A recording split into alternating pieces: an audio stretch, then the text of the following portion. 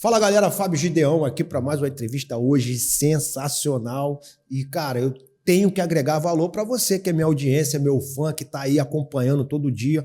Eu tenho recebido no direct aí mensagem de muita gente pedindo dica de como fazer aí o marketing digital, mas hoje eu quero falar para você, cara, que não é marketing digital. Hoje eu quero te explicar a fundo o que é a diferença entre marketing digital e posicionamento na rede social, que é isso que eu quero te ensinar hoje. E para fazer essa entrevista hoje, eu tive que chamar um dos maiores especialistas da área, um cara que é meu amigo, me ajuda muito aí nas minhas redes sociais e nas redes sociais de grandes parceiros meus. Tenho visto resultados reais e eu queria trazer ele aqui hoje para falar um pouquinho de posicionamento de rede social. Você fazer uma rede social forte, agregando muito valor para a tua audiência. Então, eu tenho a honra de receber aqui hoje Emanuel, da agência Mais Resultado. Tudo bem, Emanuel? Tudo bem, Fábio. Obrigado pelo convite, obrigado pela oportunidade de estar aqui com você. As pessoas pensam muito que marketing digital é apenas rede social. Um cara entende isso como a parte visível do iceberg. Verdade. Mas a parte profunda do iceberg é que tem planejamento, tem imagem, foto, vídeo, tem a forma como a pessoa se diferencia dos demais. Então você tem que pensar as forças, as fraquezas, oportunidades, ameaças, entender de concorrência, entender principalmente de novas tendências. Ou seja, não é o que as pessoas estão fazendo hoje, é o que as pessoas vão fazer daqui a alguns meses ou daqui a alguns anos.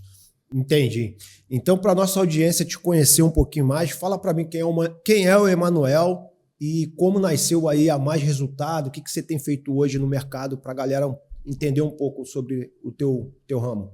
Bom, o Emanuel é um cara de 43 anos que começou a trabalhar com publicidade quando tinha 17. Então, eu já passo de 25 anos de história trabalhando com isso. Tem uma cara de locutor de rádio. Tu já trabalhou com rádio também? Não, nunca trabalhei com rádio, não. Quem dera. A gente começou com publicidade porque eu nasci numa família muito pobre. A verdade é essa. Tá? O meu pai, ele é nascido e criado num complexo alemão, Vila Cruzeiro, aquela região ali da Penha. A minha mãe é uma pessoa que veio do Nordeste, trouxe 9 pessoas de lá para tentar a sorte aqui, né? Trouxe pai, trouxe mãe, trouxe os irmãos, enfim.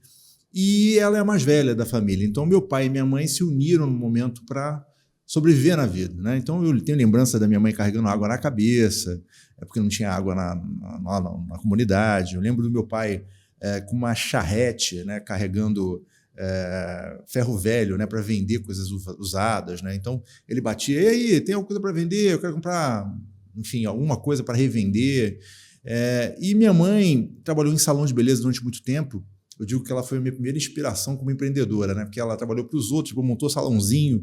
Outro dia eu estava vendo a minha primeira arte publicitária, que foi um cartão de visita que eu fiz aos meus 11 anos ou 12 anos de idade para minha mãe. Para minha mãe. É um panfletinho, um cartão, um imã de geladeira, enfim. E eu sempre gostei disso, sempre quis trabalhar com essa área de publicidade desde moleque. E quando eu tinha lá meus 15 anos de idade, eu estava terminando o ensino fundamental, né? E eu tinha que fazer o ensino médio.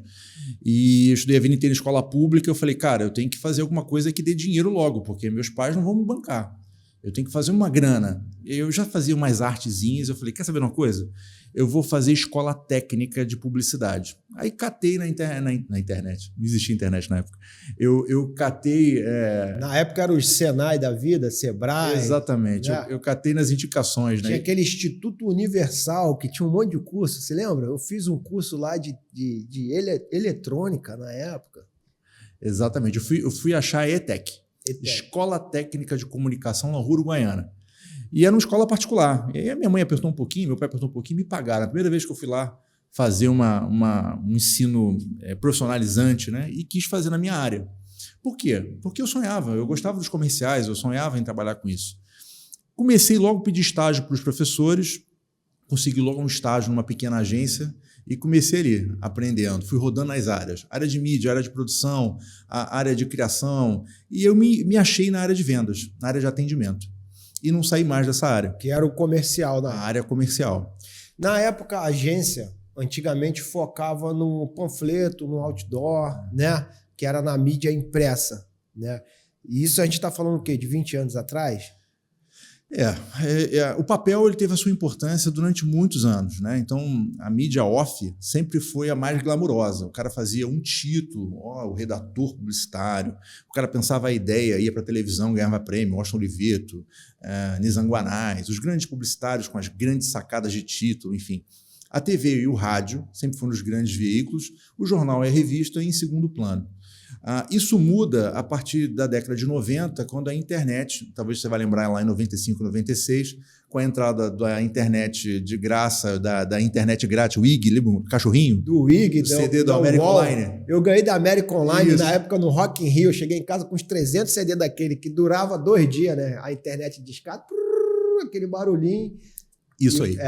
Quando a internet populariza, você começa a ter os portais. E aí, publicidade digital na época era você colocar banner ou disparar e-mail, né? Porque muitas pessoas passaram a ter acesso ao e-mail e aí tinha muita propaganda por e-mail. Sim. Então, essa é o início das agências digitais ali, nesse período de 97, 98, enfim.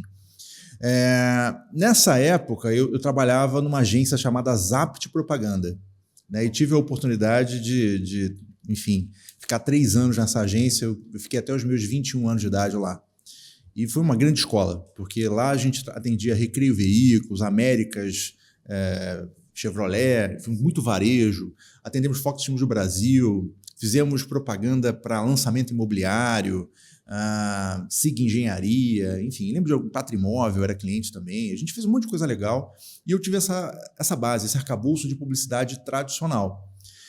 E aí Antes de você entrar na transição, essa mídia tradicional, para a minha audiência que está ouvindo hoje, que ainda quer investir no panfleto, no outdoor, quer investir ali no jornal, funciona hoje ainda para esse cara?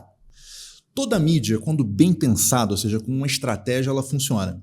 Eu tenho um cliente que o cara faz panfleto e entrega no sinal, ele diz, eu sou cara de pneu, de suspensão. Se eu for naquele sinal ali e panfletar, vem cliente aqui para trocar pneu, para trocar amortecedor. Então o negócio funciona, não posso parar de panfletar. Porque é o nicho dele. Ele consegue pegar o público-alvo dele ali no sinal, que é o cara que está com o carro, que precisa trocar o pneu. Exatamente, então funciona. Mas se for outra área? Eu digo, outra área. Tem cliente que a gente resolve o problema com uma solução offline. Vou dar um exemplo, outdoor.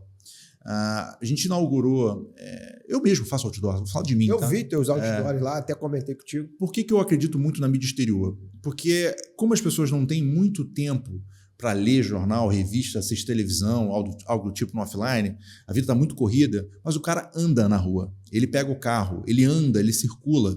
Então, quando você bota uma placa na rua principal, o cara, já vi esse nome.